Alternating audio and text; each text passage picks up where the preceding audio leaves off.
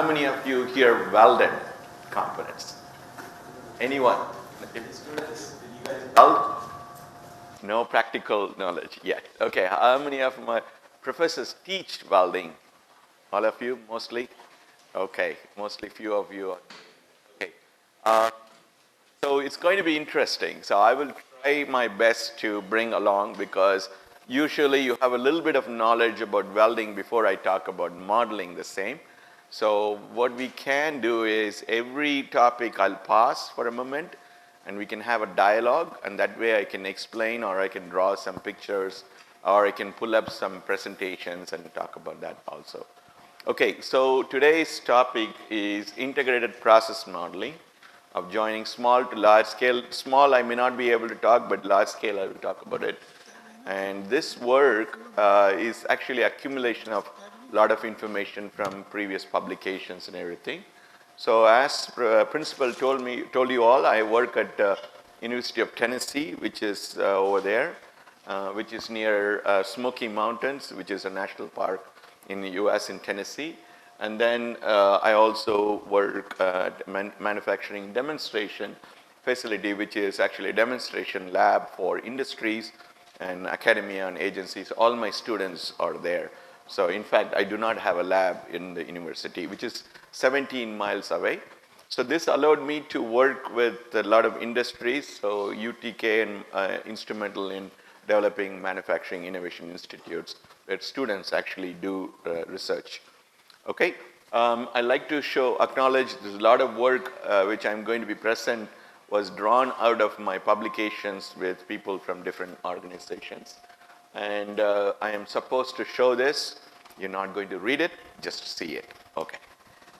So usually I do not give lectures more than 1 hour. So, but I was told to do 2 hours. Okay. So I already got 15 minutes reprieve. That's good.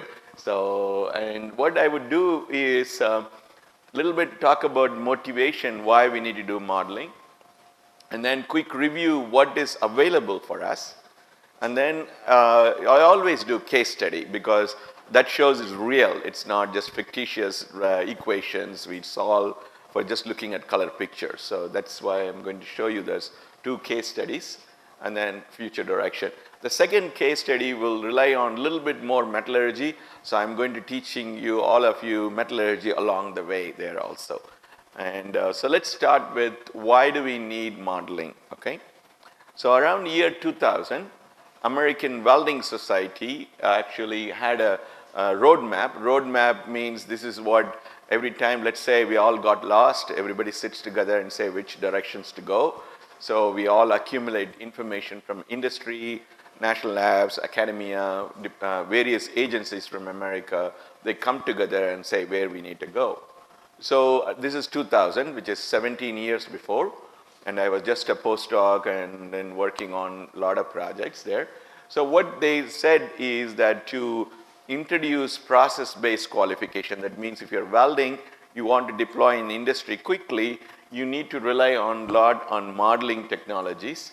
And then they described what was there that time available. And then they postulated that by 2020, which is around 2 years from now, you will have model-based tools for controlling the quality of welded structures. And then you will have a knowledge repository. That means many of you might have heard called IBM Watson. How many of you heard it? Craig solves chess problem and everything. So we may have something like IBM for welding, and then you may have a knowledge repository also, so where we can go there. And then by 2040, that is 20 years from now, I don't know whether I'll be alive or I must be retired already. So by that time, you would have process-based quality. So let me define what is process-based quality. So you would say, for example, let's say today you want to develop a customized chair for you. And then what the person will walk into a shop and then they scan all your body and everything, and then they decide that, okay, I can make a chair for you with a particular geometry, and it'll allow for you to grow also, and then the chair will automatically grow with reference to you. So that means I can do a model of you, model of the chair, and then I can know a priori what is the geometry, and then I will do a welded steel or welded plastic or whatever material I have, and then I can buy a chair which is customized for me. So it looks like a far-fetched, but it can be done right now. But that is the geometry and process. And then also make the part. Make the part means, for example, in a company, you may not have access to all the materials, but using existing materials and existing processes, you will be able to make that part also. And then while you're doing, you're also measuring and analyzing. And then you also, once you made it, it's guarantee the performance and provide feedback. So remember, in all of this, I missed out one big deal we do all the time, which is called extensive amount of non-destructive evaluation, extensive amount of simulative testing. You make a part, you do a tensile test, or the Charpy toughness, or K1C, or J1C, or creep. All of them you're not doing, you're actually predicting what the performance would be. So why do we need to do this? So I usually give this example. So let's start with this. I'm going to indulge with all of you a little bit, okay? So how many of you had breakfast today? All of you? Okay. How many of you asked for certificate of quality of food? None of you. Why? The reason why you didn't ask is you trusted that when you buy this food, it will not put you in a hospital, because the trust is there. So the same what the certification and qualification is supposed to do. So by 2040, you walk in, you will be able to get this process-based quality of a part which you will use it. Can we get there? So that's the question. The problem for welding is really, really painful.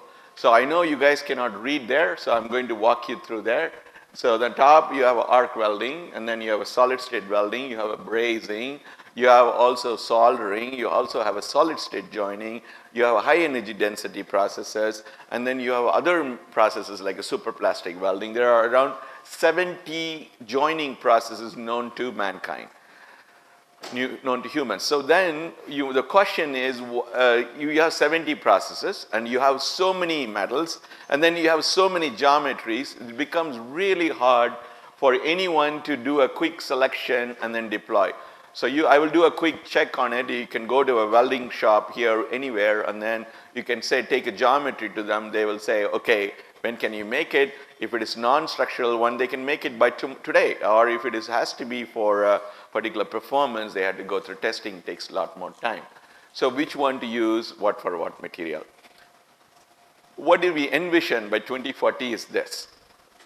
So most of you book for your going from one place to other place by plane. So what I use called orbits. I go and say, I want to go today from Tennessee to Washington, and then it'll give you quite a lot of myriad of choices, and then it'll also tell me how much it'll cost and all those things. So can we do the same thing for welding? For example, I have an advanced resistance steel I'm thinking about deploying for my new automotive structures. Can I weld it? What welding process I need to use? I can define what is the time I need, and I can say what kind of qualification I need to do and what is the economy, and then this super duper computer can go right through all the calculations and tell you where it can be done. So is it really doable? So why it is difficult right now? So that's the question we are going to address today. So remember, I put 2020. There are some already exist. I'll show you by the time I finish today. So let's talk about why it is very difficult. So in the traditional manufacturing, let's think about it. So the car you drive, if you take a steel, you can trace it back to different process flow. The steel which you're on the body of the car was rolled, and then the rolling was done on a big ingot. Ingot was made by blast furnace or other furnaces. Before that, there was raw material. So each and every action, there's a lot of expertise in each and every unit operations. Whereas in welding, all the unit operations are put together in one single step. So when you're doing gas metal arc welding, you strike an arc, so you need to understand how the plasma is created. You need to be a good electrical engineer to design your power sources. And then once you strike an arc, the melting occurs, then you need to feed your wire as it is consumed. So you need to know the controls for the motors, and then you need to know how fast you can feed the wire, and also how to control the arc distance between the wire and the substrate. So there is one technology called Fronius where they actually develop quickly, sense the arc and then stop and then again push it down. So those kind of technologies needs to be there. But if you think about physics wise, what are you doing to the metal? There are these activities there. One is melting, evaporation, condensation, and also once the molten material is deposited where you want to make a weld, it goes through solidification. That means liquid is becoming a solid. If you're working with the steels, you may know, I think probably from your first year or second year you would have known if you cool very quickly steel, it will form martensite. So you need to worry about those phase transformations too, because all of them will control the property of the welded structures. So I took steel because 70% of the welded structures are made up of steel, and you can see there's quite a lot of processes out there. So each and every process changes the energy deposition. So that means your thermal signatures at each and every location is going to be different too. So if you put all of them into a block diagram, this is what we have. So at the end of the day, you want performance of the welded structures. You can design geometry, but the materials, process, environmental controls, qualification, certification, each one of them is done for each and every joint. So essentially, this is the real issue with the welding industry. So before you qualify weld, you need to create called WPS. It's called Welding Procedure Specification. And then PQR, Process Qualification Report. So you need to create this too before you deploy welded in a critical structure. So we create a lot of called point solutions. As an engineer, I hate point solutions. That means I need to remember each and everything, or I need to carry a database with me. I'm not using my conceptual thinking to come up with the generic solutions. So, and then also you need to do quite a lot of repeated work. For example, company A would have developed a welding procedure to weld advanced high-strength steel for automotive. The company B does not have that information. They repeat all the time. So the deployment of new materials becomes very slow. So that is why we need to have a computational model which describes these interactions so that we can do it the weld right for the first time. So if you look at the literature, I don't know whether you can see it. Can you see it over there? Okay. So there are many models we see in the literature. You can talk about gas metal reactions. You can talk about slag metal reactions. Heat transfer is a big deal. If you understand the heat transfer, most of the problems in welding can be understood, both transient and the steady state. And then melt pool shape, then you need to know a little bit about fluid dynamics because you're making a molten material. And then you need to worry about what happens to microstructure. And then you need to be predicting distortion. That means you need to know applied mechanics. You need to worry about the tensors, strain tensors, all of them you need to understand. And all of them controls the property. So each one of them, there are models available, answers one particular question. So we always have to look back at them. We are not the first one to think about putting models to there. So with that, I'll go into first one. And this is everyone, anybody who talks about modeling of welding has to show this.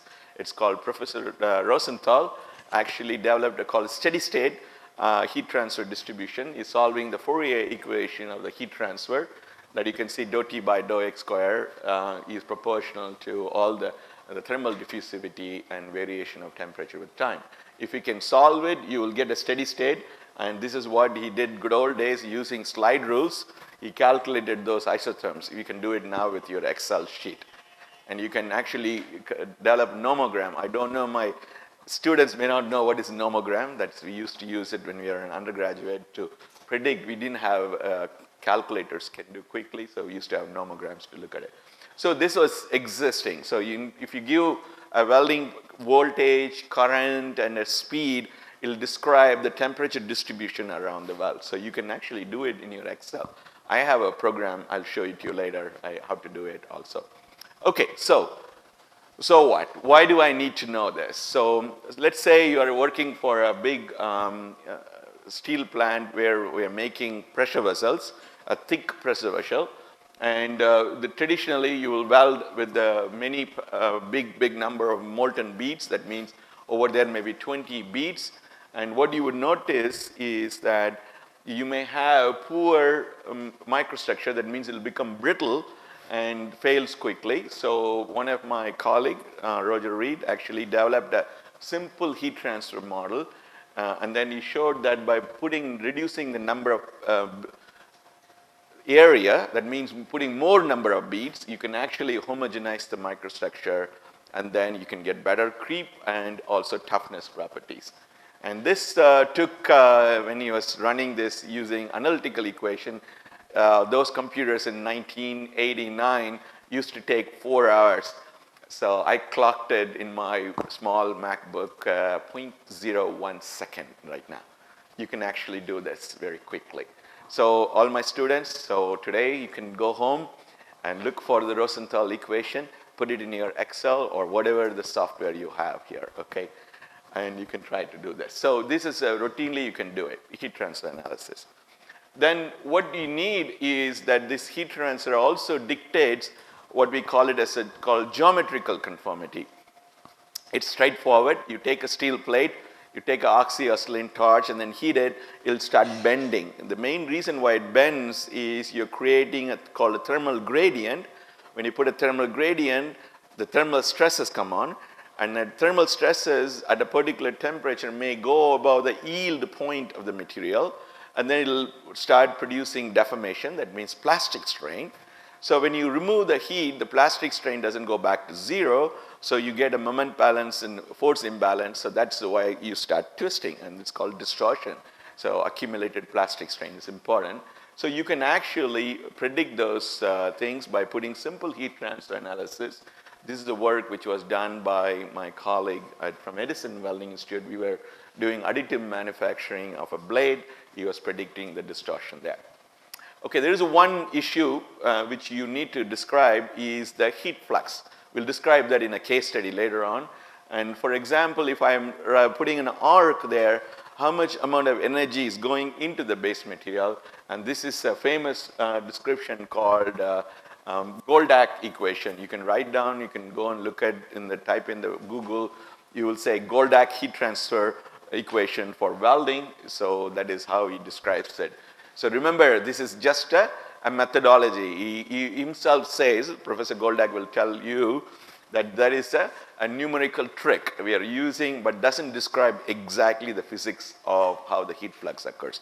This is a numerical trick also.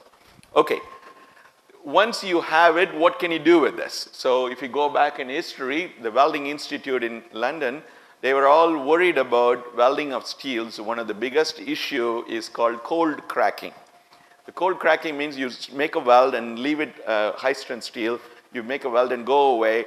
Within 24 hours, it'll crack. The reason why it'll crack is because of the hydrogen in the material, and that was the biggest issue when we started developing welding technologies for steels.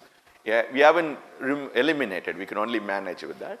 So the way he uses is he calculates the cooling rate at a particular temperature range as the material is cooling, and then he put that information into a steel material equation called carbon equivalence. You can see on the down there.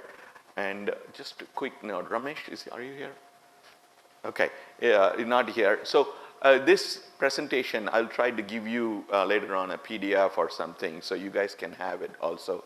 So, but do take notes and for question and answer. So if you have any thought process while I'm presenting. So you have a carbon equivalence, you have a cooling rate, and then you can actually calculate whether the steel will undergo called cold cracking. This is used routinely in AWS D1.1, which is a handbook for making welded structures. Okay, so heat transfer takes you a lot of ways, but then you need to worry about, okay, so what happens in heat transfer is you do ignore the fluid flow. If you have welded it, you can see it. When I welded it, of course, gas tanks not welding. If you do it, you can see the melt pool is actually churning. And this is normal. When you have a boiling water, you have a create called surface tension variation with the temperature. It's Marangoni flow, and then you can actually see that in welding. And we need to describe them for certain cases. For example, if you're making fillet welding, and you see there, let me walk over there and show you this. This curvature is very important. Because that curvature, if it is very sharp, you may get quite a lot of fatigue cracks originating there, and failure will occur. Most of the welded bridges fail because of those concave weld structures. So let's say you want to make it very smooth and instead of convex, concave.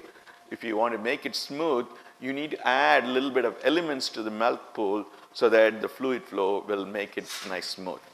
So to describe them, you need to have models which can look at how the melt flow is occurring within the weld. So which we can do it right routinely. But a lot of people started working on this. In fact, my mentor, Professor Debroy, was instrumental in taking that to a commodity level. So you can actually do this weld modeling with fluid flow very easily. So I'll show you the little bit of this here.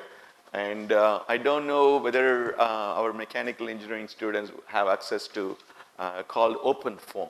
I'm just going to ask my professors. Open foam, which is a commercial, sorry, it's not a commercial, it's open domain CFD code, which you can download, you can solve conservation of mass, momentum, and energy. So that's what my postdoc Alex is doing. You can actually describing a weld pool in a transient conditions.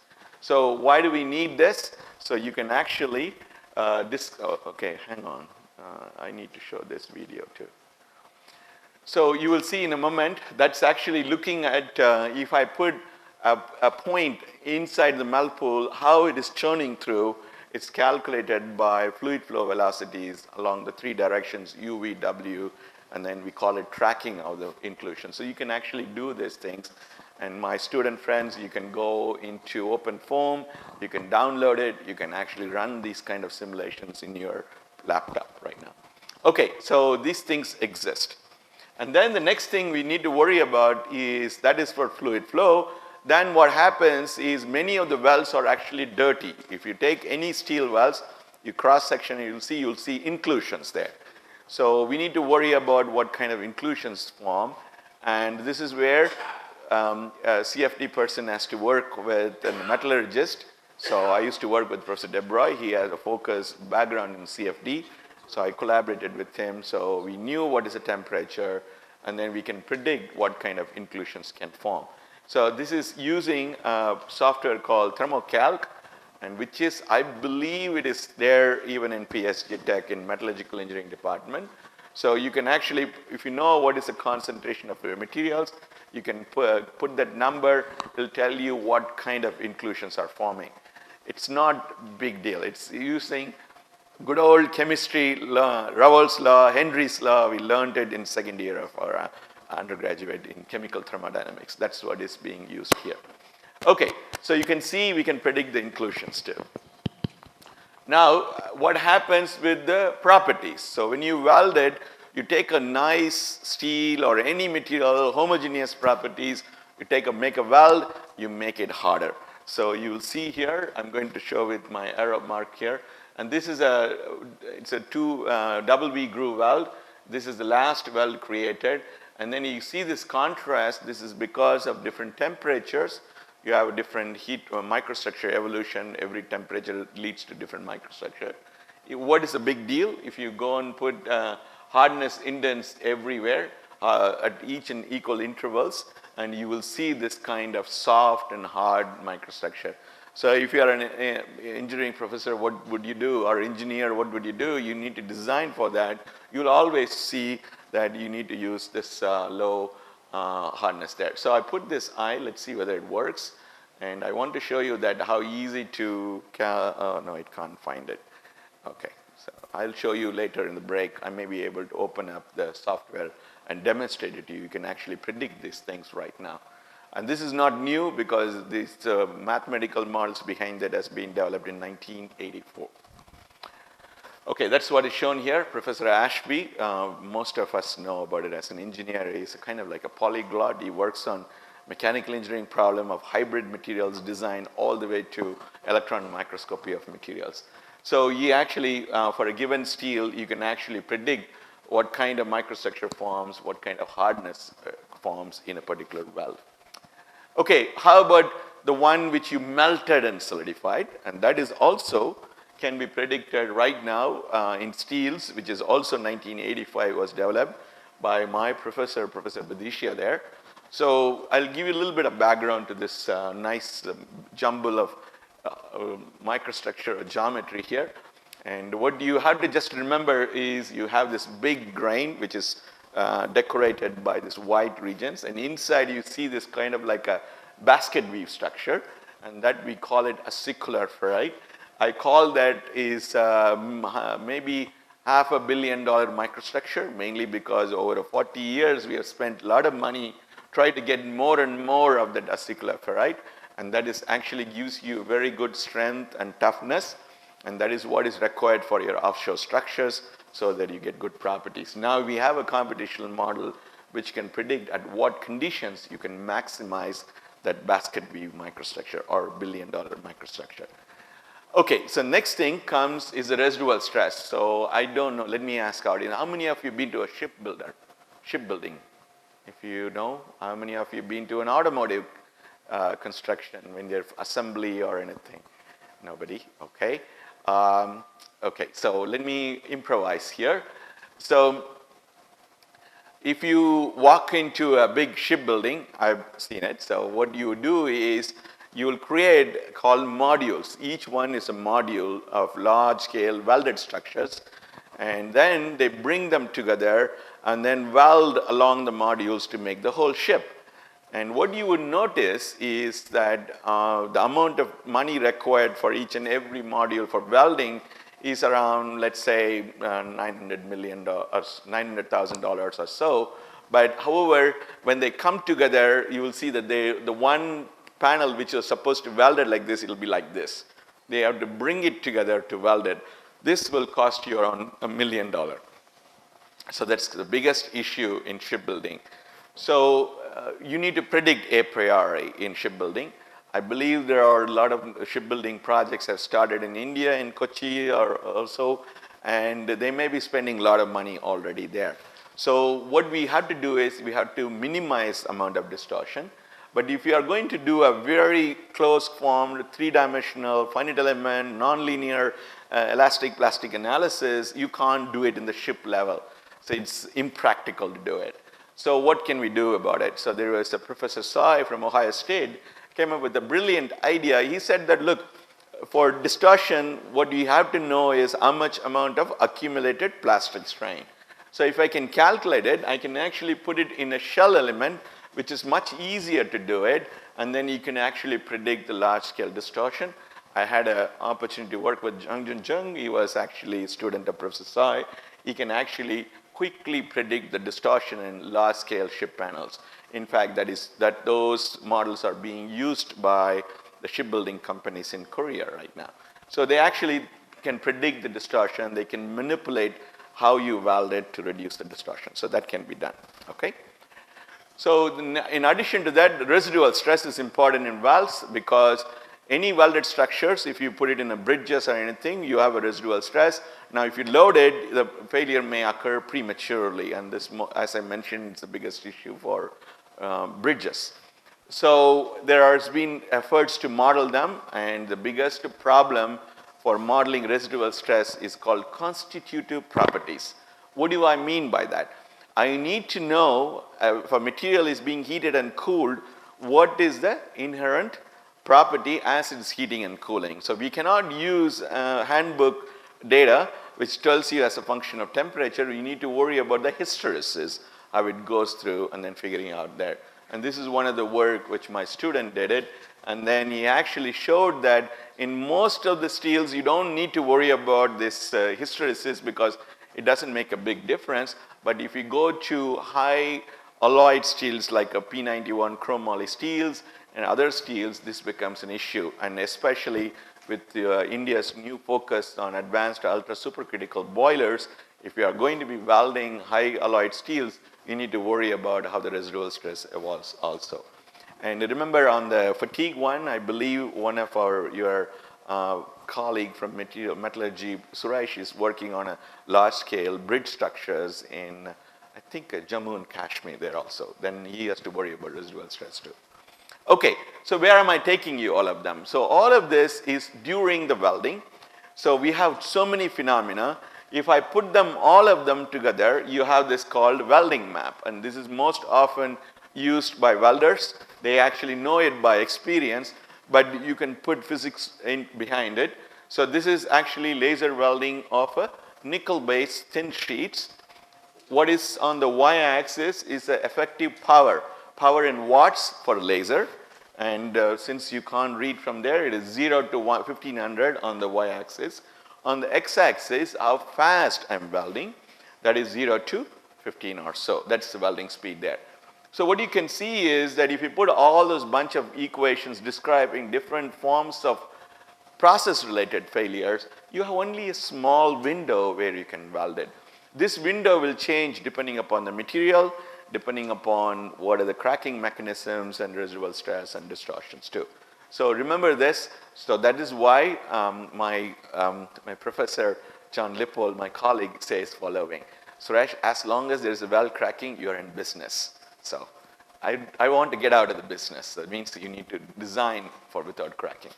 Okay. The next thing comes is, okay, you're making the weld, how is it going to perform in service at low temperature? And this is what we call it as the toughness, and it's very easily done. This is what welders do. We cut a piece, make a small chunk of material called Sharpie test specimen, put it with a notch, cool it down, and then hit it with a hammer, and then see how much amount of energy it absorbs.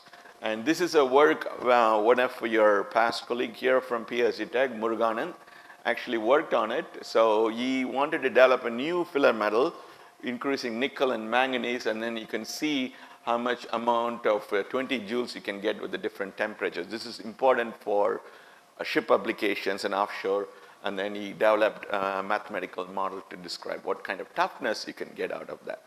Okay, so what about fatigue?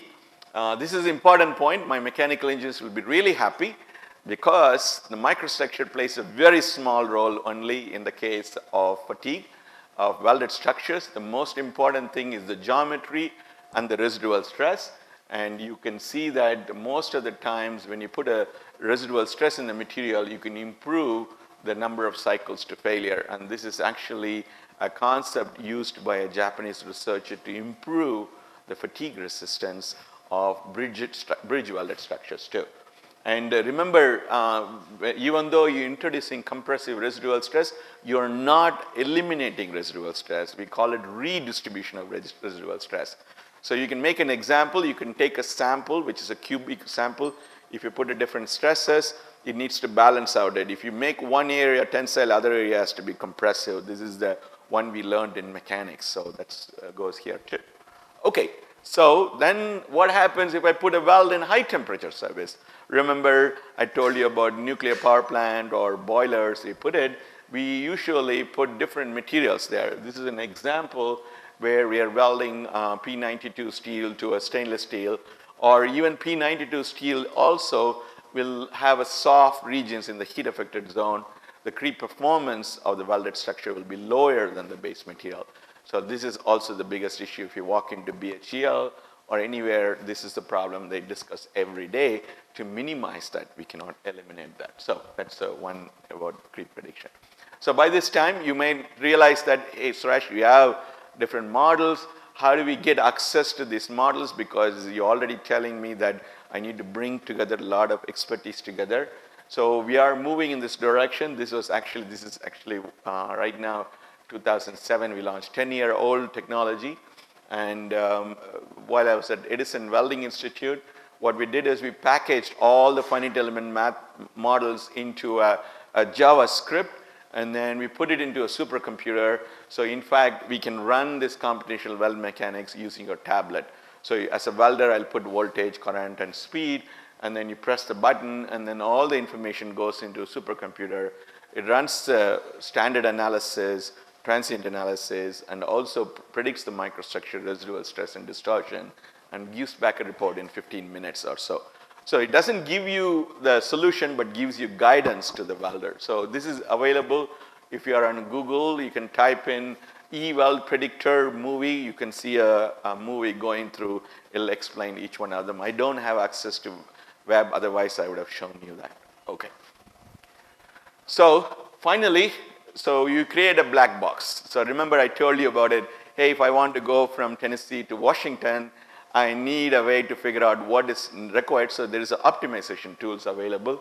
This is not new. Most of you must be learning right now in your math classes about how to optimize and everything. There are softwares to do that. And this is what Muruganan did. And let me show you a video of this. And let's see whether it works. Okay, and let me play both the movies there. And essentially, if you have a black box which takes input and output, we can give that input and output to this optimization algorithms and go away for a sleep, come back 2 days later. And it would have explored a lot of space. It doesn't do exhaustive. It knows where the final optimum would be there, and then pick up what kind of composition you need, either for predicting that billion-dollar microstructure or good toughness. And you can take it to the next level to predict the residual stress and distortion too. So these tools are existing. So this is where I'm going to stop and tell you that what we have right now. This whole technology development, I witnessed it as a student and a postdoc and a scientist and as an educator. And this is not easy. It takes a lot of people working together across the world. And this model, this is called a framework, was developed by Professor Kirkcaldy in McMaster. He came up with this diagram. Everybody uses it. Commercial tools are built around it. If I have to predict performance or weldability of structures being deployed in industry, you need to worry about how the material transforms when you heat and cool. You need to worry about what kind of structures form, and you need to worry about mechanical response like accumulated plastic strain and thermal stress, and you need to know the transient temperature field. Then you should be able to predict what is happening. So if you go and type in Google called SysWeld, that is one of the earliest softwares to adopt this, and it came out of a company called Framatome. Now you have a ESI SysWeld, you can do that. And there are many other softwares too. You can actually do this full-fledged model. But this is where one of the things my applied mechanics professors will know about it. So most of you use Abacus or ANSYS to do stress analysis, even linear and nonlinear analysis. There is called a V&V document. ASME publishes called Verification and Validation Documents for Applied Mechanics or Computational Fluid Dynamics. Essentially, that if I go through this V&V, my software is as good as any other software. That's why you can buy ANSYS or Abacus or any other software. If you put the same boundary condition, you'll get the same solution. Only thing is how easy it does is different. But we need to have a similar technology, for similar document for welding. So I spent my 5 years as a professor to get the V&V document. So if you haven't done any standards document, that is the most difficult. We call it in America, it's called making a sausage. So in India, we can call it planning for a wedding and executing a wedding. So that is so hard to do this. So we have this document. So this tells you how to verify and validate the computational weld mechanics. So let me stop for a moment. So now I hope I've convinced you that I'm not completely out of thin air. So there are models available. There are integrated tools available. There are standards to verify and validate the models, okay? But there is some disclaimers about computational model, okay? So I'm going to show you this. Number one, is it truly predictable? No, because many times the boundary conditions you impose on any problem, you have no idea about it. For example, in welding, remember the heat flux, we talked about it? Let's say I do it in the laboratory conditions, my heat efficiency could be 80%.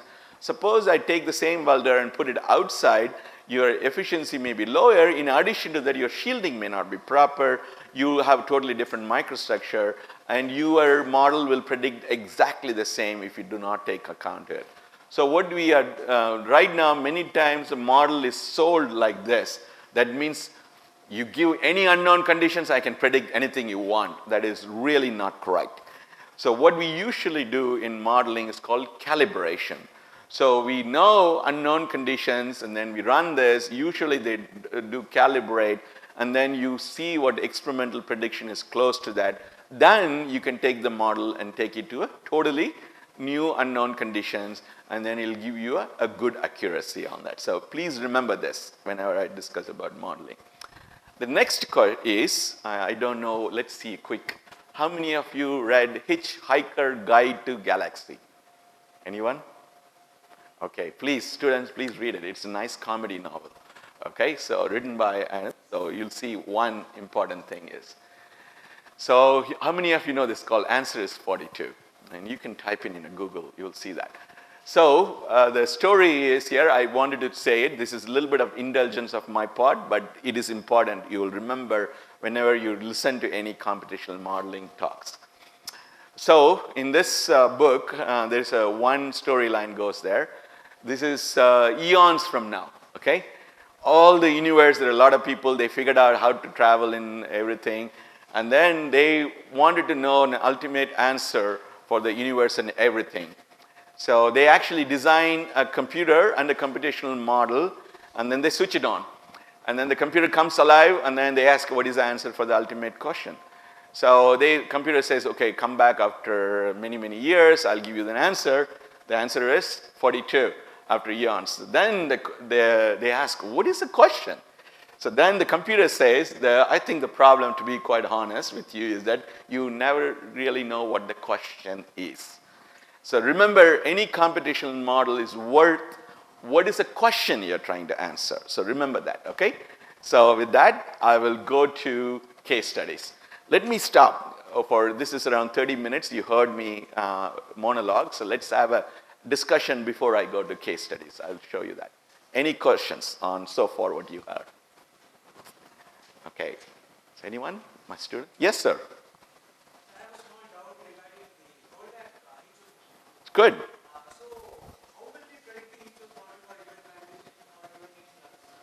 Okay. So let me repeat the question. So the Goldak model which you saw there, let me go back to this. So there is some parameters there which I didn't have a time to talk about it. So there it is. So Q heat flux is given by heat input, and then there are parameters called A, B, and C. So A, B, and C are it's kind of like take a American football, okay? And then A, B, C describes the ellipse there. And those are called, I call it fudge parameters. And even Professor Goldak would say the same thing. How do you estimate that? So what you do is you do a bead on plate experiment. And then you cut the sample and you look at the melt pool width and the depth, okay? So you know already that, and you know everything else. You run the model many times and see width and depth you can match with reference to the A, B, C you select. The C is different because in the Z direction. So you need to know how the melt pool is extending in the back also. So to describe the football, again, analogy there. So that also you can actually look at them and you can see where the boundary is from the pulses, right? So you can actually figure out what is a C. So you calibrate A, B, and C. You will see in a case study which I'm going to show that is what we did. So there is no escape from experiment. You need to do some single bead on experiments and calibrate A, B, and C. There is one more thing which you can do to calibrate. While you're doing welding, you would actually put a thermocouple a little bit away because you can't put a thermocouple on an arc, and you can measure the transients, temperature time. You can actually do it. They are very cheap right now. You can go and buy a sensor, plug it in, the thermal to your even a laptop or tablet. It'll give you the temperature time. And then you have another calibrate of that to see whether you can match that.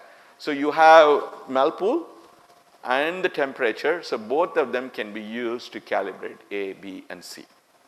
Okay? Play with it. So, and you may find it that sometimes you may not be able to meet everything. So you have to say, okay, I'm there 80%, I'm okay with that. This is partly because we don't understand the variation in absorption of the heat into the system. So, because it varies from one material to one material. Any other questions? Okay, so the question about how do you measure the residual stress? There are many ways of doing it. There is a non-destructive way and destructive way. Let's start with Non-destructive way. The non-destructive way is you put this sample in a neutron beam line, and then you shine a neutron beam coherent with a particular wavelength, and then you get a called diffraction from the material. So by diffraction, you can calculate what is the lattice parameter of the material. And then you can say that stress-free of the same material, what is the lattice parameter? So if you know the stress-free lattice parameter and stress lattice parameter divided by stress-free lattice parameter, you get a strain. And then you can actually measure those strains in 3 directions, epsilon 1, epsilon 2, epsilon 3. And then you know the Hooke's law, and then you can actually calculate the stress. And also, you need to do a little bit of analysis to make sure when you are measuring the residual stress, the force balance and moment balance are there, so that what you are actually measuring, it makes sense. Otherwise, the sample has to move, okay? So we do that too. So that's how we do the non-destructive way to do it. Let me talk about the destructive way. The destructive way is that if I have a particular component residual stress, it's in a balance, you go and remove one material, little bit of layer, and then it'll distort. And you can put strain gauges, and then you can see how the strain is measured by the strain gauges, distortion of the geometry, back calculate what is the stress, a residual stress. But it's a destructive way to do it. And this is many ways of doing it. It's called hole drilling. You can look at the hole asymmetry, or contour machining. That's the second way to do it. And then finally, X-ray diffraction and scattering to do that. And when you come to my additive manufacturing class, you can lecture, you can ask one more question on that. So this is a brilliant methodology developed in additive manufacturing by professor from Leuven. What he did is that when they're building additive manufacturing, they'll put a sacrificial structures. What they will do is they'll make a cantilever geometry and then drop supports in cantilever. And then they will keep it with the substrate, they'll take it out, and then cut the supports, and then this will go boom, boom, boom, boom. Then you can actually calculate the residual stress too. So that's how it is done in additive manufacturing. The reason is neutrons are expensive, but I will also recommend if you're a student or faculty, you can go and access the neutron beam lines at Oak Ridge National Laboratory. You need to write a proposal. Only thing is ORNL doesn't support travel money, but they will give you access to the neutron beam lines. A lot of people from Japan, Brazil, they all go there. I would love to see PhD tech students and faculty use that too. You can come and measure that residual stress. Okay, I hope I answered that. Okay, any other questions? Okay, if it is okay, let me go into a case studies. So, because that will clearly tell you how we are deploying these tools to solve real life problems. Okay, we talked about it. So first of all, we need to ask a question, do we need computational models? Okay, so many times there are, I had this, I walked into once an automotive company. They do resistance spot welding of advanced resistance steel. So one of the things I always cherish, as I mentioned in my opening session, is I always go back to the technician level and see what they do. So I went to the welder who's in the line. You know, the lines, they make so many spot welds in body and wide. And then I asked him, okay, so I'm working on this computational modeling. Will it help? He looked at me with a little bit of scorn in his look and said, you're going to do it, so can you do it in fraction of seconds, the whole modeling? Because if I had to do process map for resistance spot welding, I can put 2 sheets of materials, go there, boom, boom, they have a pedal. They do this, do design of experiments. They can make around thousands of welds, probably 2 hours or so. And then they do a coach peel test, and then they know what the process parameters are. Within 2 hours, they can get a process map for particular steel. I said, I was just backtracking already. So I said, no, it takes 8 hours to do one spot weld simulation. So those days, that was very hard to do it. But then, I told him that, look, when you come with new steels variability, then I can do a model, I can develop an artificial neural network model. It'll help you to guide. Then he said, okay, get the AN and come back to me. So that is what the dialogue you should have. So if it provides a cost-benefit analysis, the modeling will be helpful. So one of the recommendations when I work my students, if you are going to work in a company where you are peddling or you're selling computational modeling tools, please learn from the shop floor so that make sure that you're working hand in hand with them. So remember that. So I'm going to show you an example along that. So this is a mitigation of a well cracking problem, and this is already published, so I can talk about it. So that's why I put this here, and we actually published in 2008. It's around 9 years old now, okay?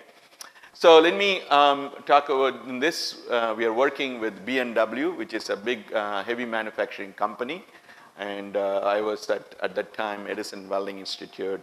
Yuping Yang is my team member. He's a thermomechanical group, and Suresh Vase is also mechanical engineering too.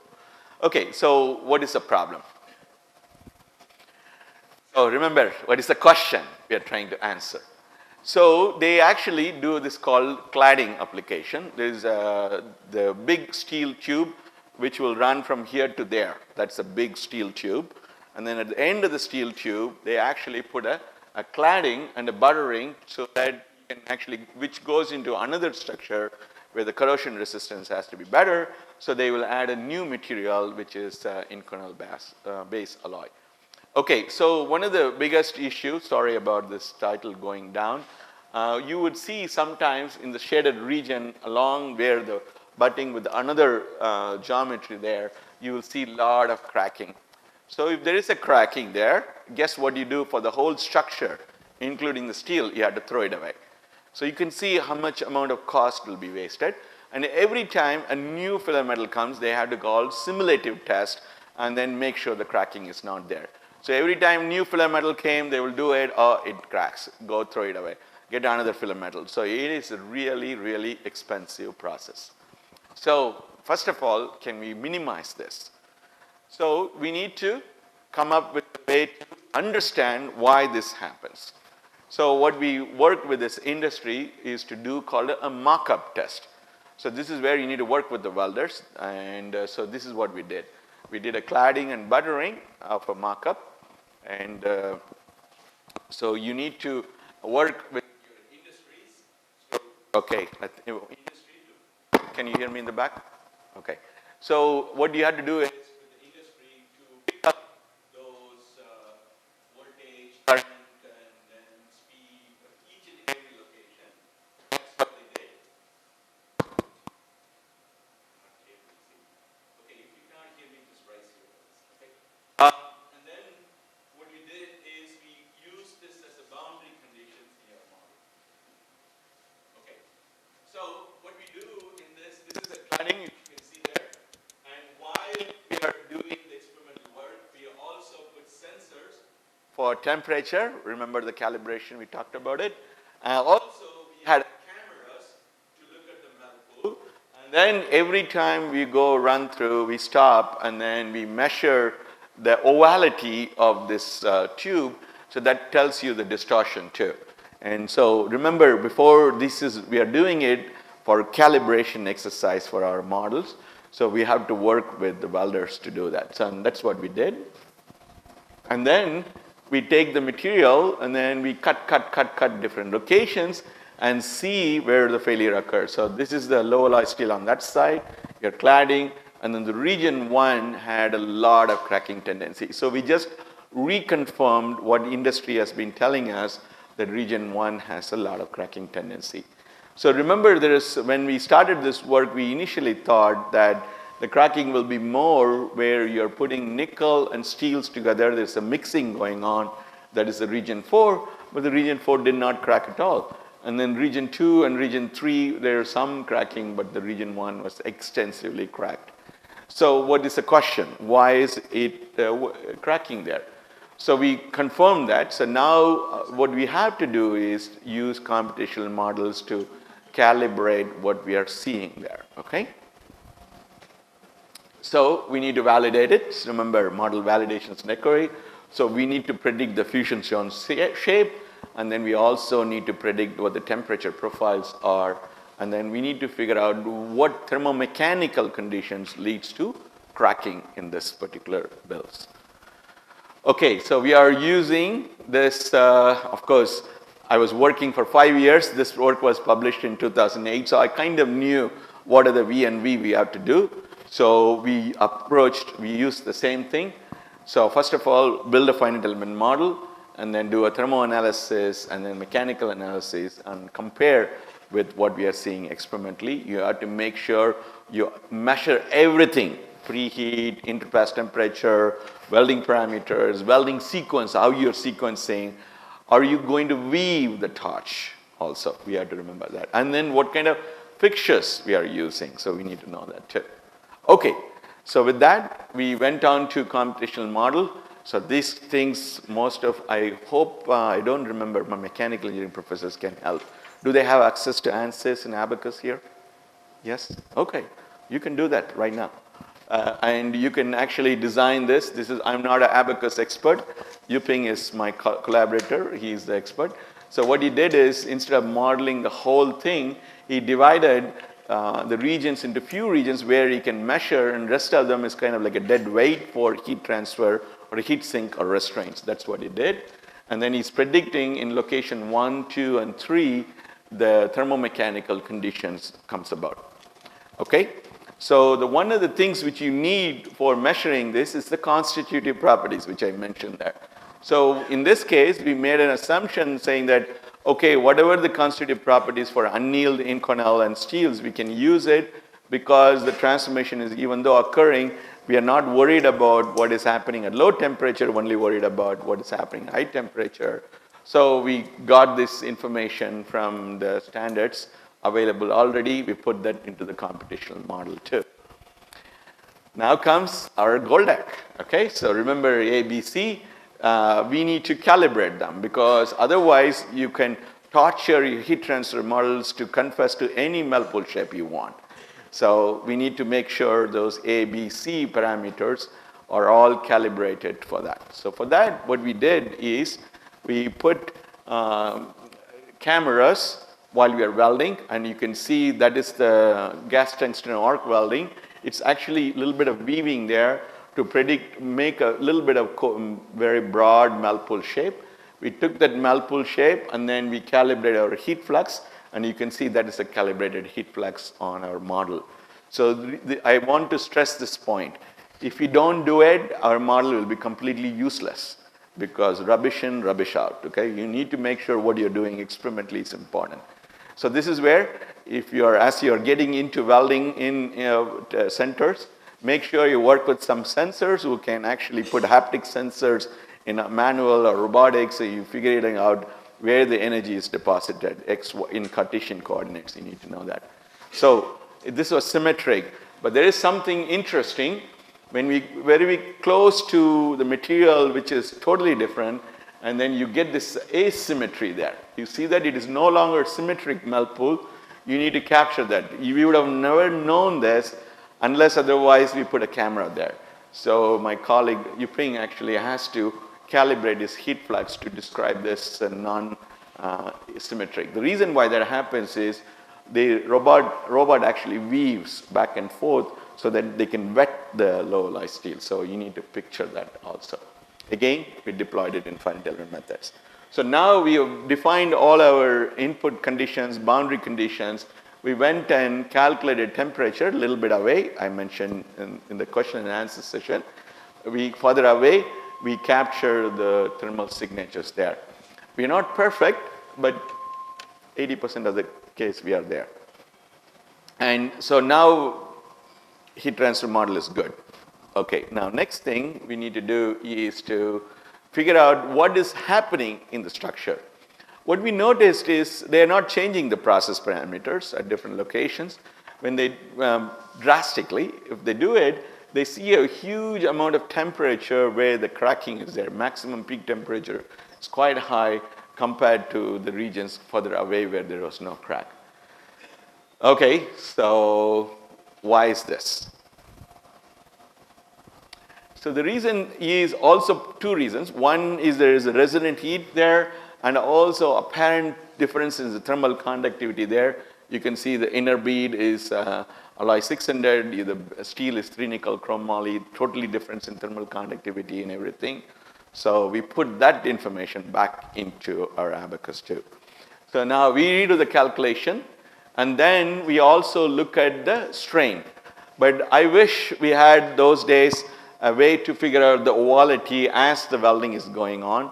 But what we did here in this case is to measure the ovality between each and every layer we are depositing, and then we predicted what are the displacements, and then we compared it with the model.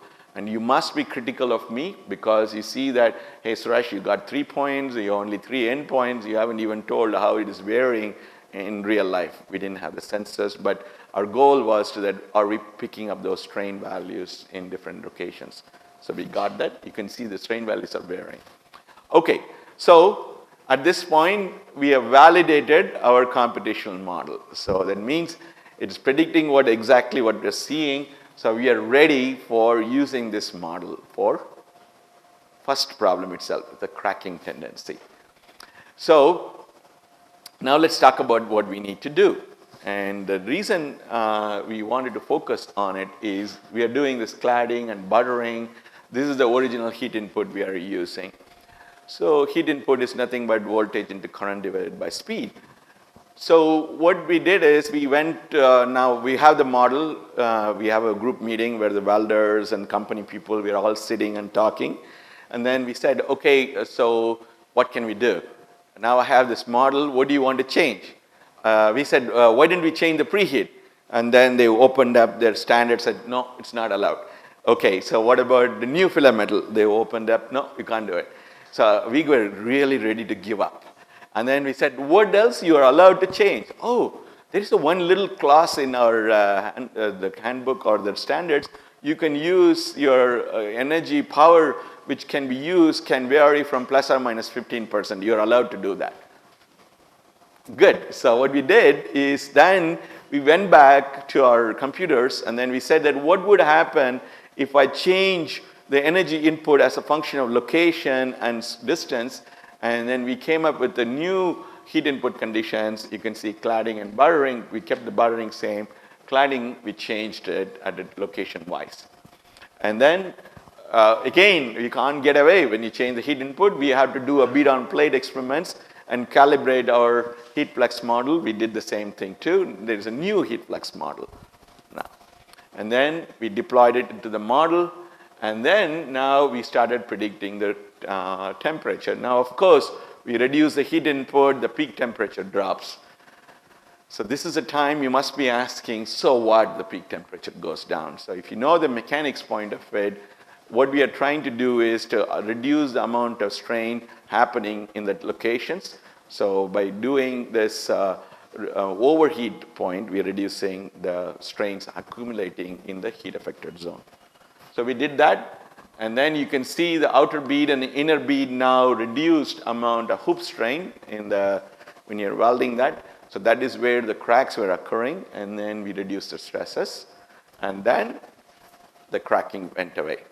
So now, if you are a welder, you would have noticed that that's what you did. You just changed the power. Remember, we could have done it without doing modeling, but we would have never known the direction to take, and also we would have never known which location to change it. And the problem statement was huge, because every time you need to weld, this big markup may cost a lot of money, and which is actually, the modeling is much more cheaper to do that. So that's how we did it. And now, what this study showed is that by using integrated thermal mechanical model informed by sensing, like in situ thermal imaging, and good understanding of the boundary conditions, we can actually describe the cracking tendencies and come up with the new process parameters to avoid cracking. So there are more details here, but I'm not going to talk about it, but let's wait for you guys to ask me questions, and then I can talk about details. Let's stop here for a moment. Any questions on this case study? Yes, sir.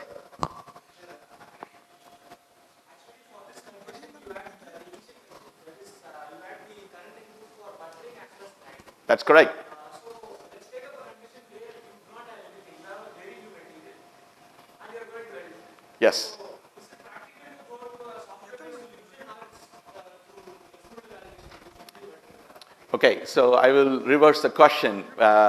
Can you, how much amount of risk you carry of using if it fails? So let's start with that, okay? Risk, keep the risk aside, okay? What I would recommend is the first and foremost, as I told you, constitutive properties are very important. So if you're getting brand new material, twist your supplier to give you thermal properties as a function of temperature, stress strain flow diagrams as a function of temperature. They have it. They won't, unless otherwise you force them, they won't give you. They will give you that. And then start with a little bit of heat flux model which you describe for other material close. You're not going to go from nickel to titanium, let's say nickel to nickel. So then you're okay. You may be able to use the ABC which you got from the pure nickel because you're not varying thermal diffusivity so much, okay? And then get going and predict what is the properties measurement you're getting. So that's the first step I will do, okay, before you do experimental work or so. And then you got the blind data now, okay? You haven't done any experiment. Go do an experiment, like a simple bead on plate experiment, and see what the model predicted distortions and everything there. You have to be very careful. Don't go into buckling mode of distortion. Then all bets are off. So you know buckling means you can only predict the modes. You can't predict how much distortion will occur. So keep it into angular and longitudinal distortions. You can actually predict and then see how your model did. If your model did okay, do another experiment, extreme conditions where you have not run it and still how good it is. Then you know what it is. But suppose your the model came out with the value and didn't work out. It didn't verify what you did on a simple one. Do not go into complex geometry. It doesn't make any sense. Then figure out why it didn't work on the simple geometry, identify that, and then fix it before you deploy in complex boundary conditions. Okay, that's my recommendation would be. That's what I ask my students to do it also. But suppose if they come back with saying, Suresh, I have a material B, I don't know whether it's nickel or titanium or anything, then you better dig deeper into understanding experimentally before you do the modeling work. Okay, so that's my recommendation. Okay, any other questions?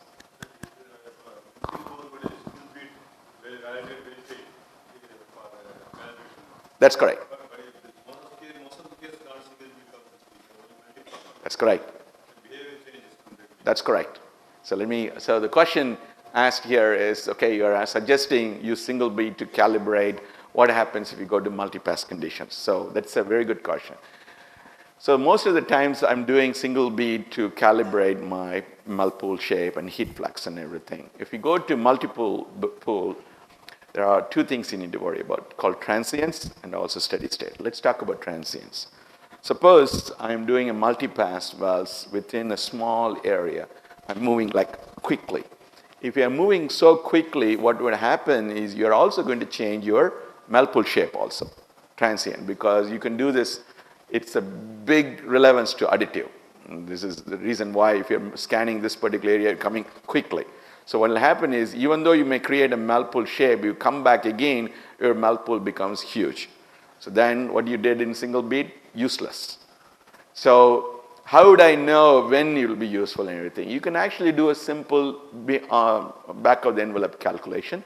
So look at the thermal diffusivity and figure out if you're coming back quickly before that. Then you need to worry about the transient change in the melt pool shape.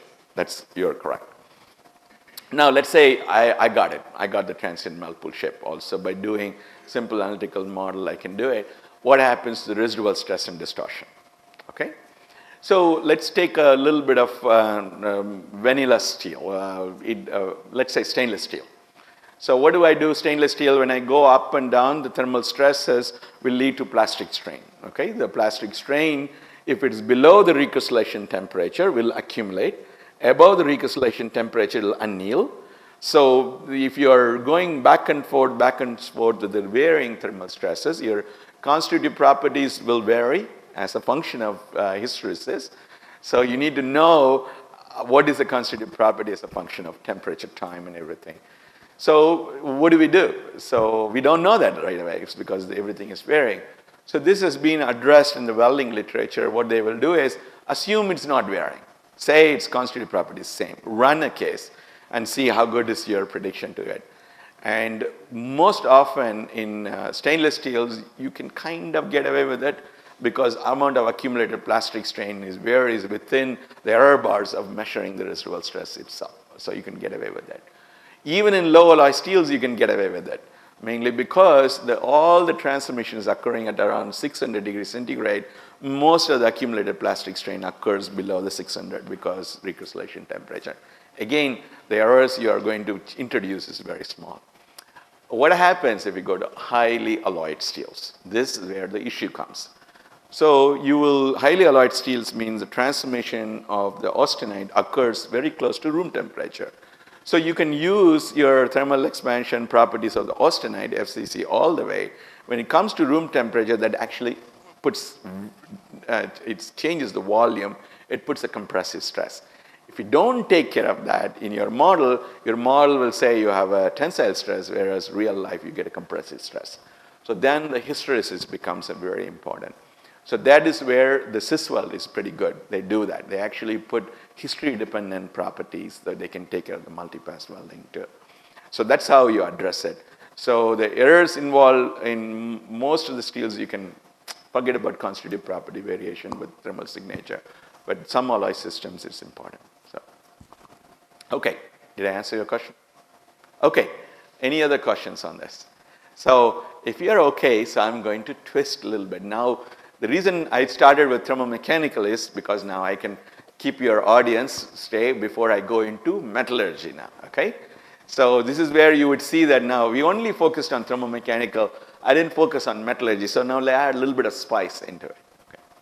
So let me go into case study 2. So this is a big issue for gas turbine industry. Anybody who have been to gas turbine plants or seen gas turbines? Okay, my students, you should get out quickly. In summer interns, go work in NTPC or some people where they're working at gas turbine engines, okay? So let me talk a little bit about what goes inside those gas turbines. So the gas turbine industries actually have been trying to increase their combustion temperature, which is simple from a Carnot cycle efficiency. If your combustion temperature goes up, your efficiency of the engine goes up. So you try to increase the temperature. So you can see in this diagram, 1940 to 2010, of course, is still in similar levels. And then this is called takeoff inlet exhaust temperature there. And you can see we started around 1000 Kelvin. Now we are single crystal alloys at around 1300 Kelvin. So, and that's the temperature where these turbines are working. Very high temperature. Of course, they have a coatings and everything. And this is for aero engines. So now if you go into gas turbine engines, the structures are big and means the size is also big. So you actually make different kinds of crystals, nickel-based alloys used in gas turbine. One is the EQX. So nothing but is the grains are oriented randomly within this blade. And then you may use a DS, which is where the grains are oriented along this direction, or you may use a single crystal for improving the performance of these blades. Some of the blades' length could be half of my height. Okay, those are huge blades. So the question is, can we repair and put them back in service? So you must ask a question, why do I need to repair? So I'll show you the reason for that. So this land-based turbine blades, each one of them cost you one Lexus. I don't know how much it costs in India, one Lexus. Do you know how much it is? You guys? Well, okay, in US it's around $50,000. So including all of them cost, that is a single blade. If you look at a turbine, remember how many blades are there. So they are very expensive. So if you're running in the service and then you come back and then you need to actually, on the edges of the blade, you get loose materials. You need to repair them and put them back in service. So how do we go about doing this? So I don't know that they do this welding in industry. So we had a project right now in Oak Ridge around 10 years back, and this is all published. And in this work, we looked into the fundamental aspects of welding these kind of alloys and then rejuvenating and put them back in service. So remember, we're only providing information. Whether the company adopts or not, it's their problem. Okay, let me show you what happens. These are single crystals there. You can see if you make a spot weld, it cracks like crazy there, and you wouldn't be putting back in service. And then we took a small sheet of a stainless of the nickel-based single crystal, and if you weld it, and I'm going to draw this diagram, otherwise it's very difficult. So let me use this pen, and if you see that this is the boundary, and this is the boundary, and this is the base metal, and this is the weld metal, and this is the welding direction. Okay, so what do you see right away? You see the cracks are forming on only one side of it. So let's use our mechanical engineering thought process here. So suppose you're loading this way, and that's why the crack occurred. Why on only one side? Why not on the other side? We are not, our melt pools are symmetrical, it's going through, but why we are getting cracking on only one side? So this was a problem statement. This is a question we are trying to address. And so there is, this is the one where Jinwoo Park, my postdoc, actually one day walked into my office and said, Suresh, I'm seeing this, I think our experiment is flawed. Means whatever we did, this should have not happened. Why? So if you are anybody with the metallurgist eyes, there's one thing which you can see something happening in the background.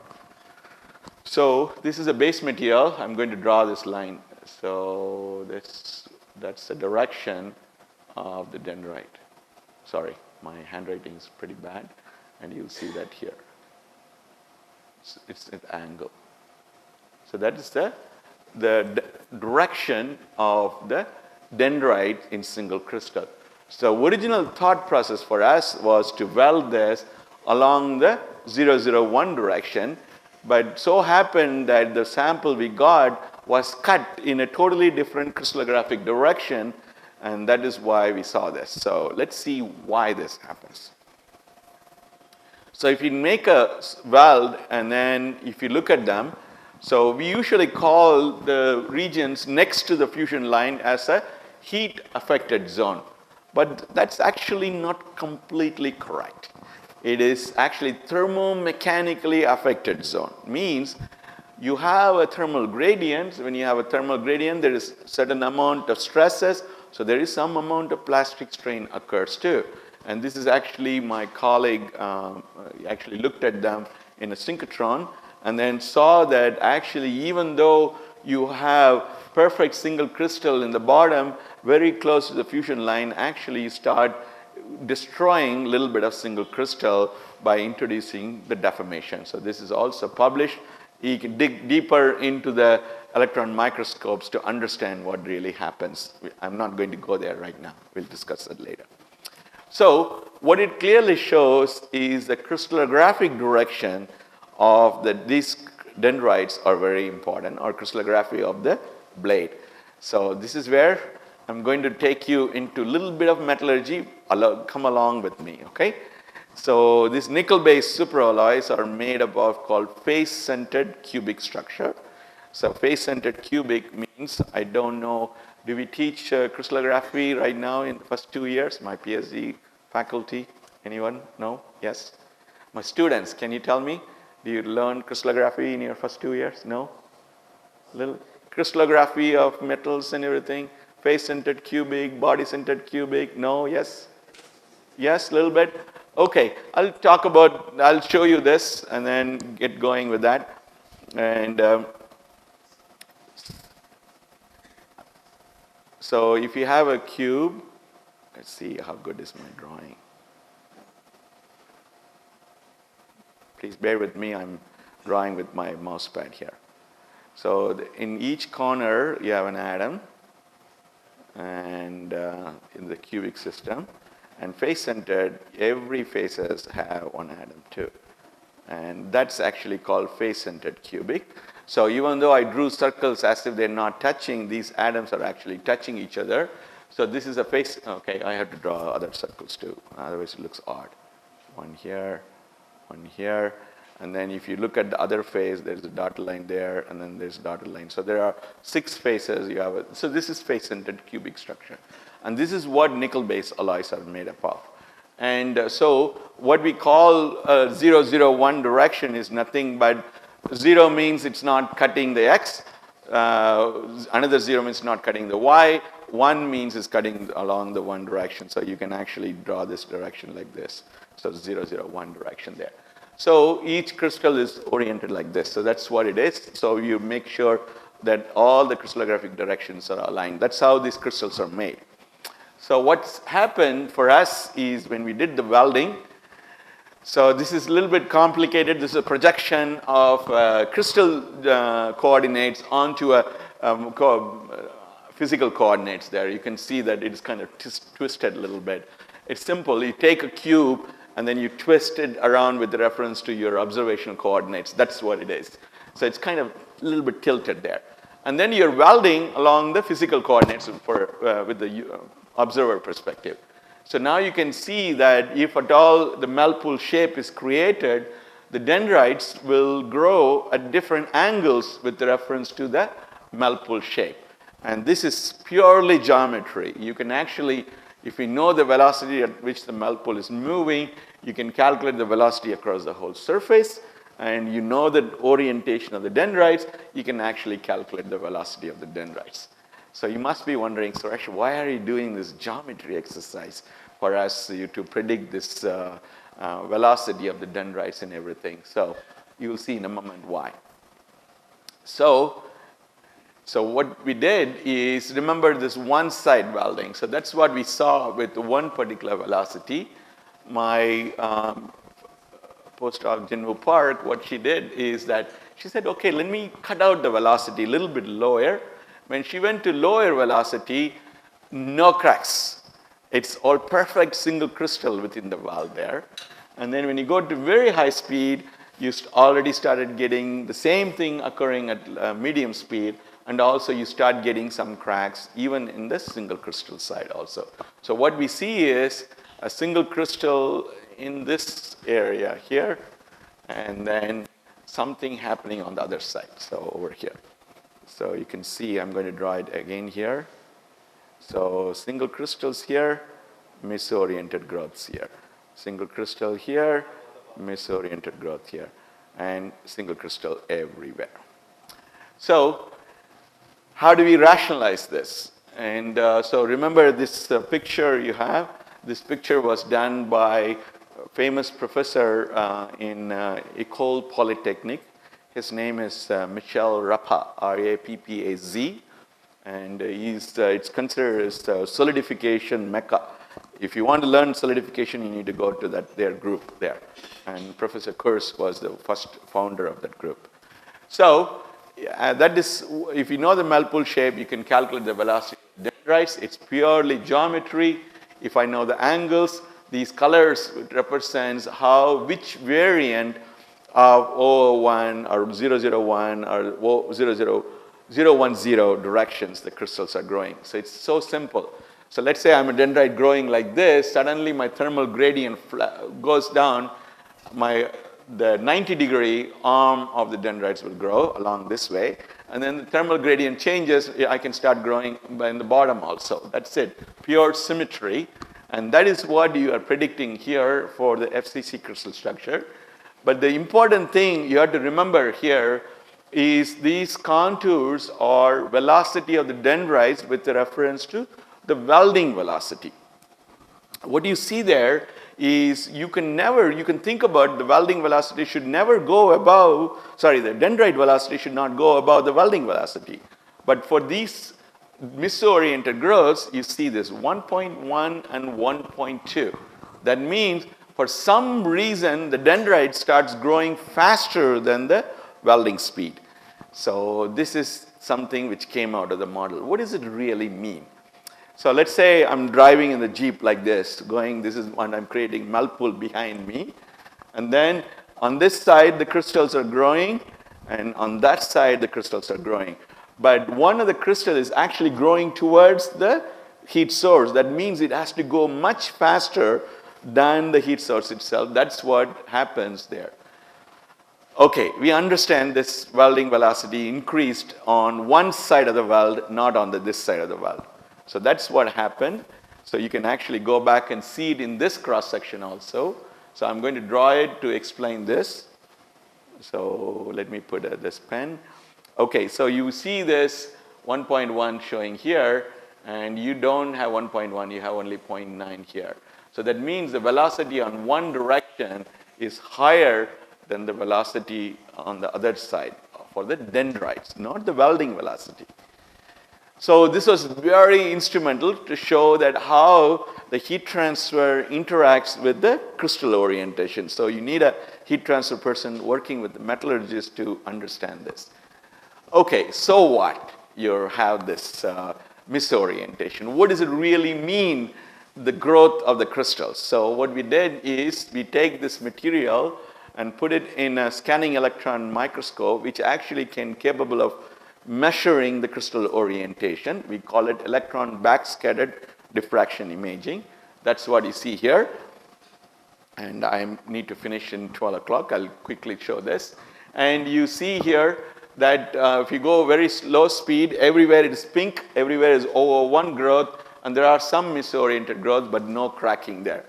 But as soon as you go into higher speed, what you see is since the velocity of the dendrite increases, there is a phenomena we call it called column-knot equiax transition occurs, and then you get this band of misoriented growth. And whenever in the metallurgy it is known, if you go from a very nice orientation to misoriented growth, you create a weak link, and that is where all the failures occurred in those welds. And so we understood this, and it's seen now we can actually go back and correct this and to make sure that we don't produce those misoriented crystals. And if you come to my tomorrow's presentation, remember this, because we are going to build on this for looking at 3D printing of nickel-based superalloys also. Okay, so I'm not going to spend more on the column-knot equiax transitions and everything, but I like to show you that using those theories, now we have a processing map. If I know velocity, if I know thermal gradient, as long as my thermal gradient and velocity in the whole melt pool remains in the blue region, we are okay. If we go to the red regions, we have a problem, and we have this processing map constructed for wide range of welding conditions.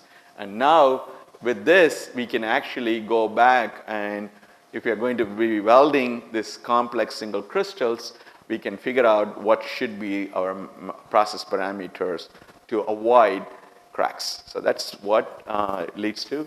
And if you're a metallurgist, you'll get a kick out of it because you can see it's cracking along the dendrite boundaries because the liquid is still present there. Okay, that let me pull back because most of them are mechanical engineers. So I will tell you that metallurgical only creates susceptibility, but however stress is important, the thermal stress is coming on it. You can actually calculate using abacus. In this case, we did the cis weld to calculate. What you're seeing is red means tensile, blue means compressive. If you have a compressive stresses, you won't crack. If you have a tensile stresses, you will crack. And you can see different directions. You can see the thermal stresses are more or less symmetric because the variation in properties along those two different directions is not the same. So it's essentially properties are same on the mechanical, thermal, so you get symmetric, but whereas metallurgy side, you get asymmetry. That's why you got the one side crack. And you need to do thermal stresses all the time because those are the drivers for the cracking. If you don't have a tensile stress, you won't get cracking. So that leads to the next topic. Let me pause for a moment. What I explained to you is in the case study 1, we talked about thermomechanical conditions everywhere. So if you can describe everywhere, we can address the cracking tendency.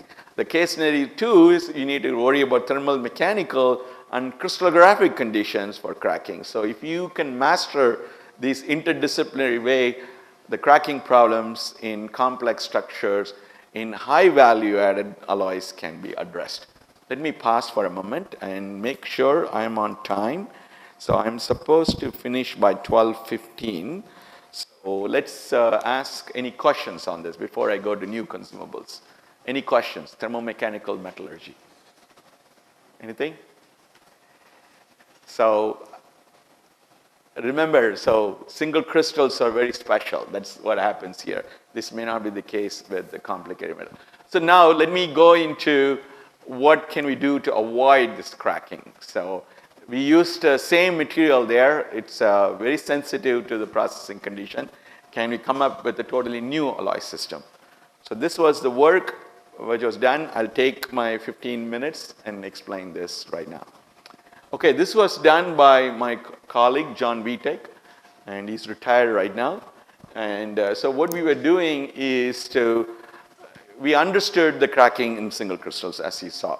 That means you need to avoid those misoriented growth, that the color change you saw there. So let's go through this. So if you take an alloy called iron chrome nickel 15, this alloy system, you do not form the stray crystal at all. So it looks like as if there is a different orientation, but if you put a diffraction everywhere, they are all single crystals. You're just seeing here, I'm going to explain this. The crystals are growing like this. Over here, they come out of the plane. So they're all essentially single crystals there. Okay. So what do we do with that? So can we get the same thing in nickel-based alloys? So first of all, let's understand why that forms. The reason in this case forms is the solidification range of this alloy is very small because it goes from liquid to solid within a small temperature region. So if you add a little bit of alloying additions to expand the solidification range, you get this misoriented growth. So usually I would spend around whole class explaining this. So I'm not going to do that, but just take it granted. At a particular thermal gradient conditions, you create called a supercooling. So what do we mean by this? So I have a liquid here. I have a liquid here, over here. And I have a solid here. And it's moving this way. And this is thermal gradient imposed by my process. And this is the melting point of all the segregated elements in front of the solid liquid. So those regions, it's conducive to form a new grain in front of this in liquid. So remember, if you form ice in a liquid, they can move around. Same thing happens in nickel-based alloys too. As the solid is moving in front of them, you can create a new crystals. They can grow, and they will not have the same orientation as the grains growing from the other side. So we can, if I can get rid of those undercooled regions, I will not have misoriented growth. How do I know? If you add sulfur to the same iron chrome nickel, you can see this misoriented growth occurs, so in the middle there. So that's a good principle. So now you can do cooking. You add tantalum, hafnium, carbon, and see whether we can, in nickel-based alloys also, you can get rid of it. So that's what was done, and my colleagues are here, so I better be careful about constitutional supercooling. They are the two experts here. So in this case, what we did is we modified the compositions in this alloy by using a program called computational thermodynamics and kinetics, and reduce the solidification range smaller and smaller, and then we can actually develop a new filler metal. So to do that, you have to look at history of nickel-based superalloys. I picked up some of them. These are single crystal alloys developed over a period of 3 decades. And it took a lot of money and time to get these alloys. And you will see them, they vary from aluminum, cobalt, chrome, hafnium, moly, niobium, rhenium, tantalum, titanium, tungsten. And if all of them, if you look at it, what is the solidification range, you can see they're pretty high. And that is the reason that you do get cracking in these alloy systems. And so what my colleague John Vitek did is that take this input parameter, put it into this computational model. He ran many, many times using optimization algorithm to come up with the reduction of this delta T. So that's what he did. And I cannot show you those compositions because somehow they have this little bit of called IP laws, so we cannot discuss that. But however, he can show how different elements actually have an effect on your the delta T solidification range. So you can see the carbon has a huge effect. He modified that. He came up with a filler metal. He did a quick experiment, and then he showed that there is no cracking there also. So the most important thing came out from this is that you can actually use existing nickel-based superalloys and single crystals, and you can actually weld them without cracking by going to new filler metal compositions. And then, for example, in this case, you can actually remove expensive elements like tungsten and rhenium. Of course, if you're a gas turbine industry person, you're going to throw you out of the room, mainly because those were added for creep resistance. And then the next thing is that some of the elements are very insensitive because the slopes of the liquid solid regions are very flat with them. So that's also a big difference. And then what he found out is that hafnium had a big effect, and that is the reason we focused on reduction of that. And now also the carbon, he did that too, and then he came up with a new filler metal. So remember, in this also a computational model was used. Everything else was kept, stress conditions, temperature conditions imposed by the welding. You're only changing the material so that we can avoid cracking also. So, but there is a word of caution here. So I believe you have thermocalc and Dictra here. I don't know what databases you have. If your database is wrong, you will not get any conclusive data results out of that. So always be cognizant of what goes inside. If it is rubbish, rubbish comes out. So in the database is important for that. Okay, so with that, so what was the summary of this is to show that whenever you are designing a filler metal or designing a process or designing your geometry, so integrated process models help you.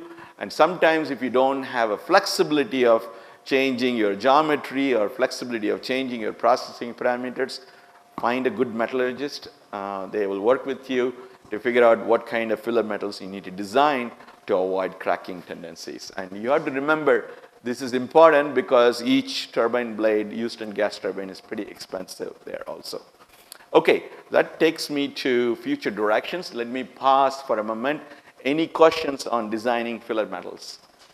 And I don't think any metallurgy professors are here. Anybody? Any of the students have taken a metallurgy class here? My mechanical engineering? No? Do they teach elements of metallurgy in the first 2 years? No? Material science? Okay, you've taken that, correct? So go find your student, I believe. Okay, find your professor, ask them to get access to thermocalc and Dictra. They have it here. I believe you had set up computational material science lab is here in PSD Tech. Correct me if I'm wrong. Muruganan set it up, correct? I don't know. I'm asking a Janagram. You know that. You think so. Okay. Anyway, with that, let me go to the direction where the integrated modeling has to go. So I wanted to make sure that mechanical engineers feel part of it, but however, there are a lot of metallurgical aspects which kind of we ignore, so I'm going to start with that. So all these modeling tools, we have, remember I told you about constitutive properties. We are merely using constitutive properties measured under isothermal conditions, and we are using, we think, everything is fine. But I don't believe we are considering the thermal gradient seriously, and then those fundamental thermodynamic properties have to be reevaluated. That is my ongoing research, mainly because that is relevant to additive manufacturing. Okay, the next thing is we need to bring robotics, automation, sensors, and controls into welding. Mainly, if we can do it, then one day it can do additive manufacturing, other day it can turn around and do welding of thick plate structures or thin plate structures. The only thing you need to tell the robot and consumables wire you need to select also. You can come up with a very flexible tool there also. I put brazing, and also in principle you can do brazing also if you know how to do it with the robotics and putting materials there. And the most important thing you need to implement is you need to do modeling, and also you need to do sensors. And this is actually a sensor. We bought it for around $2,000, a flare camera.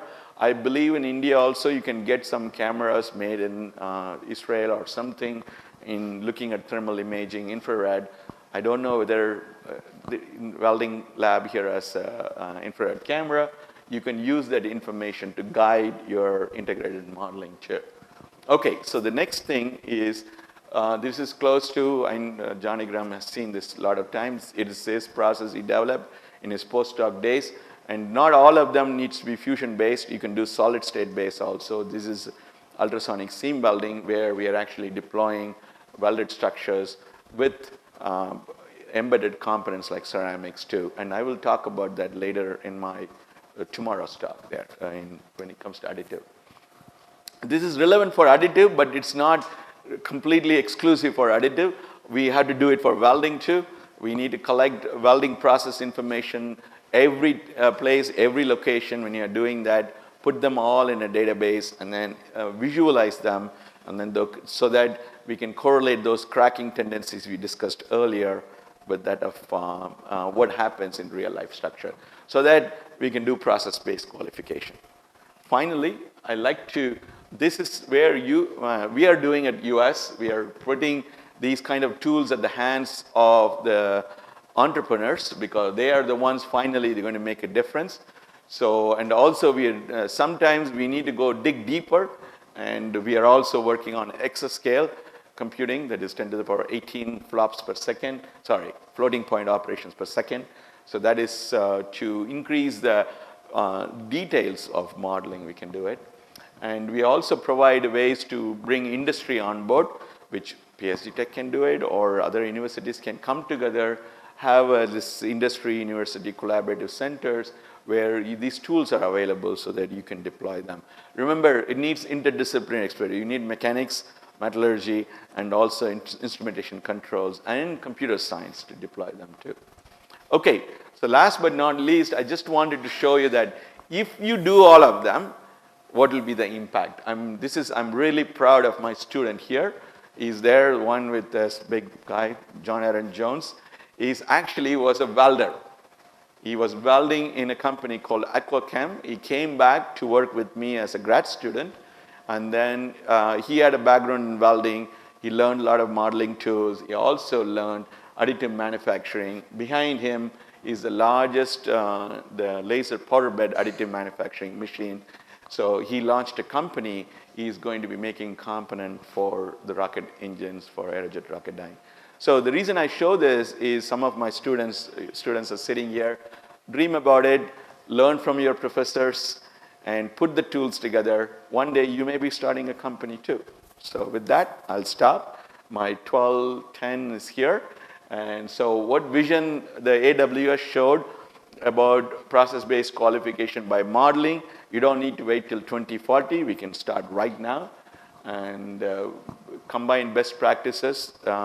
Welding is very sloppy in measuring process parameters, boundary conditions, and everything, whereas additive manufacturing does bring them together. And you don't need to wait. These tools are existing. I usually do a demo. I don't have that software here. All your iPhones or mobile phones have sensors, accelerometers, and you can slap it on the robots and you can measure what happens.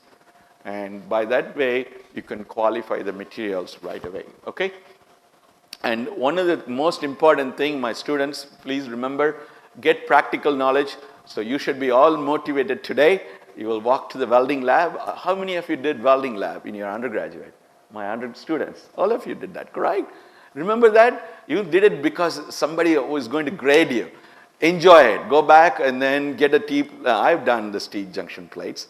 And I used to do with the shielded metal arc welding, gas tungsten arc welding. So I was taught about gas tungsten arc welding is like a dance between a boy and a girl, okay? So you need to do this melt and add, melt and add. So these are exciting things. So go and learn. Before you do any modeling, learn the practical skills of how to do a welded structure there, okay?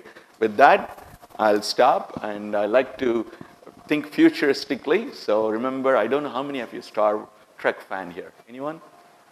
Come on, you guys don't watch TV, huh? My students? Okay, please do watch TV sometime, okay? So this is Star Trek, where you do model, and then they make, and then they also measure. These are the tools. You can see, even though it's science fiction, there are certain components out there also. So that if you have a model, you don't need to worry about how to make, you will think about what to make there. Okay, with that, I'll stop. Any questions so far? I have a few minutes for answering last minute questions. Anything? Okay, so let me ask my student friends. How many of you have access to computational tools, finite element methods? Please, only one. Rest of them, please go find it. You do have it here. PSG Tech has it, correct? Is it access easy for Abacus? So how about my faculty friends from other universities? Do you have finite element method tools available for undergraduate students? Yes?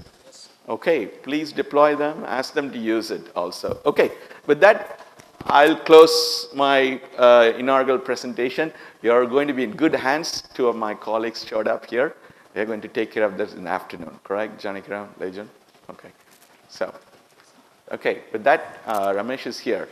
So what do I need to do? You're the boss.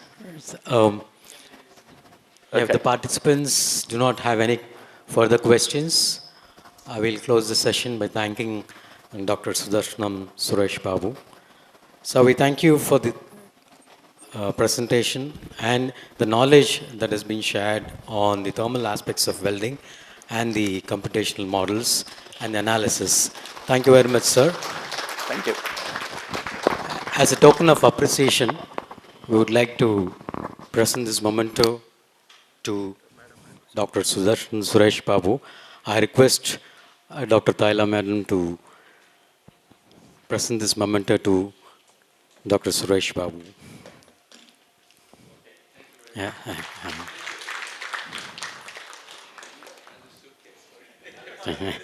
Thank you.